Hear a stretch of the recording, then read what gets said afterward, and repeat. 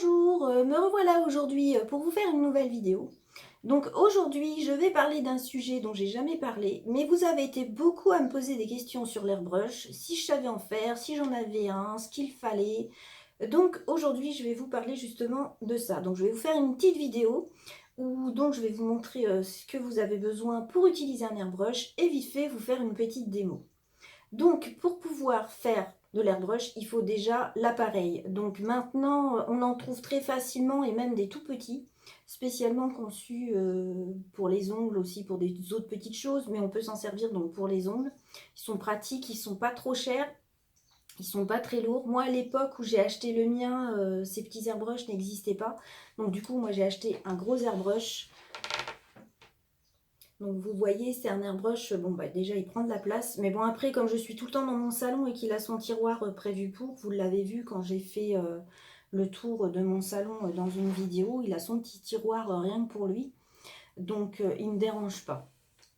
Mais bon voilà, je l'avais acheté sur un site spécialisé airbrush, et c'est pour ça que je me retrouve avec un airbrush aussi gros que ça. Mais ensuite, comme je vous dis, il y en a des tout petits, pratiques et pas trop chers. Donc ensuite, l'airbrush est muni de la pièce qui permet de projeter la peinture. Donc il en existe des différentes. Là, vous voyez, la mienne, elle est conçue pour mettre un tout petit peu de peinture dessus, mais vous en avez avec des plus gros godets. Vous en avez aussi avec des godets qu'on peut enlever, remettre, changer avec d'autres couleurs. Ça évite de perdre du temps. Mais bon, moi, je m'en sers pas énormément. C'est plus, on va dire, pour s'amuser qu'autre chose. Et quand vraiment une cliente me le demande, que je le sors en fait. Donc ensuite, pour pouvoir vous servir de votre aérographe, il vous faudra donc des peintures. Donc les peintures qu'on prend pour un aérographe, ça n'a rien à voir avec les peintures que vous avez l'habitude d'utiliser en nail art pour faire vos arabesques et tout ça. C'est pas du tout la même chose. Les peintures pour faire le nail art, c'est des peintures qui ont quand même une texture assez épaisse. Alors que les textures des peintures aérographes sont très fluides, limite comme de l'eau. Donc moi personnellement, j'ai choisi il y a longtemps la marque Schminke Aerocolor professionnel. Donc désolé si j'écorche le nom, j'ai toujours eu du mal à le prononcer. Mais vous voyez, c'est des petits flacons que je trouve en plus super pratiques parce qu'ils permettent, ils ont une pipette et vous allez voir là à quel point ça peut être liquide. Là, vous le voyez, quand je le fais couler, on dirait limite de l'eau. Donc, c'est des peintures qui sont, donc moi, la marque que j'ai choisie là, c'est des peintures qui sont très pigmentées, même si elles sont très fluides. Donc, ce qui fait que ça fonctionne quand même très bien. Il n'y a aucun souci. Donc voilà, donc choisir une bonne marque. Donc là, vous voyez, par exemple, je vous ai sorti le blanc et le noir. Je ne sais pas laquelle je vais prendre encore pour la démo. Donc ensuite, un petit outil qui peut être quand même pratique. Donc ça, moi, ça me sert tout simplement à poser la petite pièce qui projette la peinture dessus, comme ça. Puisque mon aérographe, vous l'avez vu donc dans ma vidéo de mon petit tour là, de salon, elle est là tout en bas, là, à ma droite, donc elle est beaucoup trop basse. Je ne peux pas à chaque fois me pencher pour poser ma petite pièce.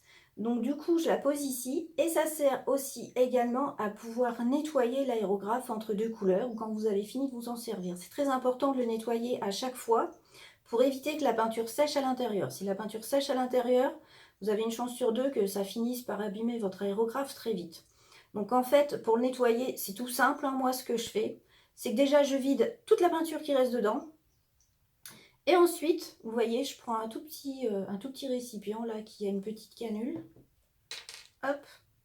Et puis, je vide une petite quantité de liquide dans le petit godet. Et puis, bah de nouveau, je le revide. Et ainsi de suite, jusqu'à ce qu'il n'y ait plus de couleur dedans. Et pour enlever les derniers petits détails de saleté, je prends des toutes petites brosses de ce genre pour pouvoir en fait nettoyer l'intérieur. Et bien sûr, on peut le démonter au niveau du bout ici. Il peut se démonter pour bien nettoyer l'aiguille et tout ça. Donc après, il faut faire attention à bien le remonter correctement pour ne pas avoir de soucis.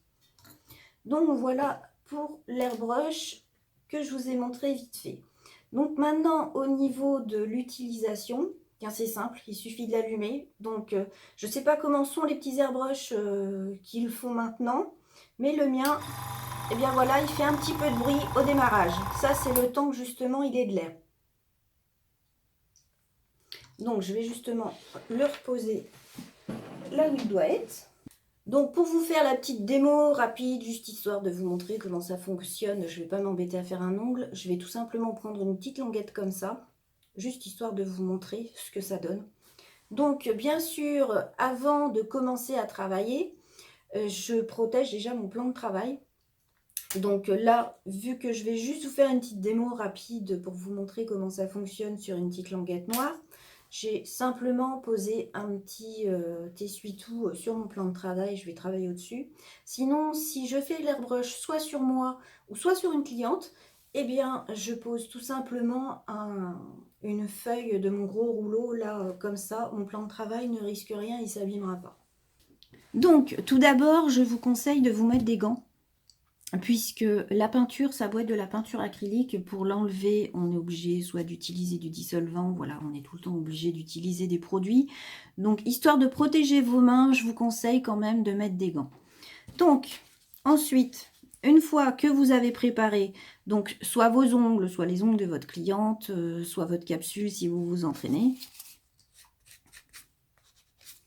Donc, vous enlevez bien toute la poussière, puisque c'est pas parce que c'est de la peinture qu'il ne faut pas faire ce qu'on a l'habitude de faire. Il faut penser qu'il ne faut pas de poussière. Donc ensuite, il vous suffit de prendre votre pièce à main et de mettre la peinture choisie dedans. Donc là, je vais tout simplement prendre le blanc, vu que mon nuancier est noir. Et hop, là, je vais mettre que quelques gouttes, vu que je ne vais pas utiliser très longtemps l'aérographe.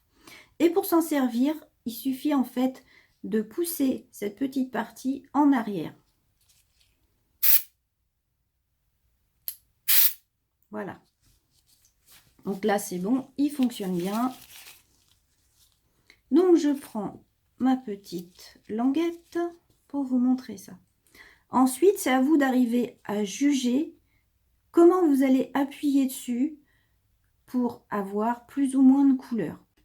Pour le faire sur l'ongle, moi, personnellement, je commence toujours d'abord sur le sopalin qui est en dessous pour éviter que ça aille trop vite d'un coup.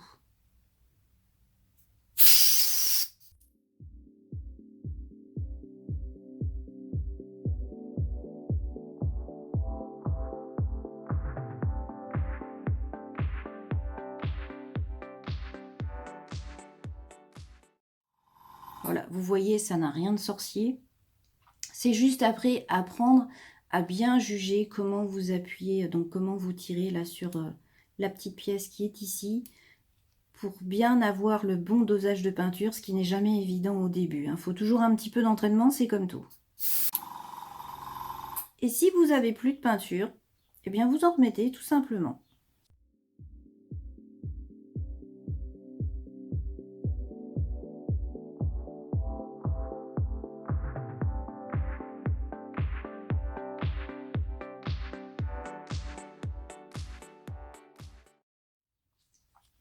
Donc voilà, donc l'airbrush, moi je trouve ça sympa pour faire tout ce qui va être dégradé, mais aussi ça permet de faire des petites décos rapides et sympas avec des petits pochoirs. C'est toujours, les clientes aiment toujours ce petit côté ludique de l'appareil. Donc, faut pas hésiter, si vous avez un airbrush, il faut pas hésiter à le proposer à vos clientes et faire même des petits nuanciers où vous auriez fait déjà quelques décos histoire de leur donner envie.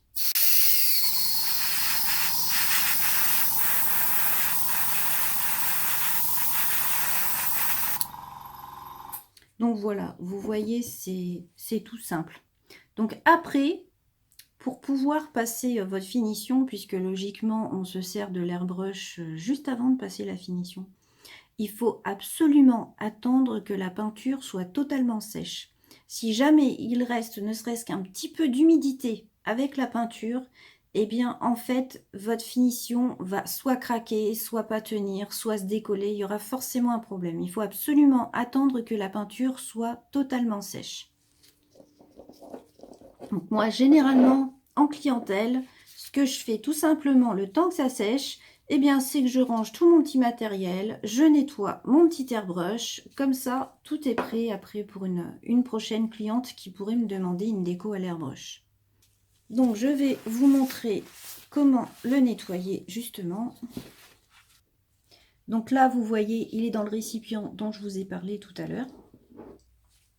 Donc, je prends mon petit produit. Donc, c'est simplement du cleaner hein, que j'ai mis dedans.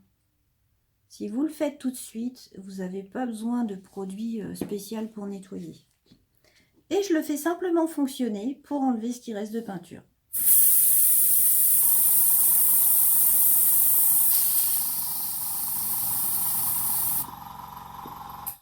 Donc là, vous voyez, il reste encore un peu de peinture dedans. Donc, je finirai de le nettoyer après pour ne pas perdre de temps.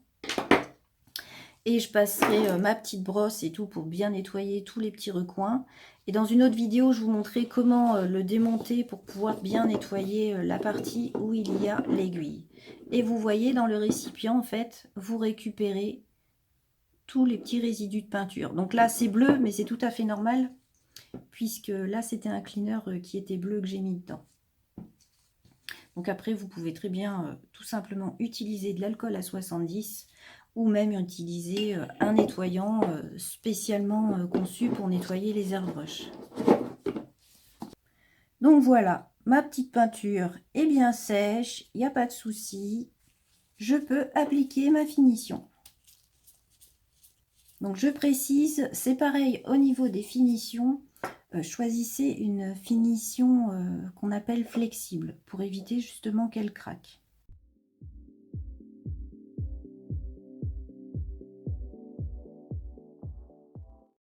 Hop, voilà. Et on catalyse comme on a l'habitude de le faire. Donc moi, 2 minutes.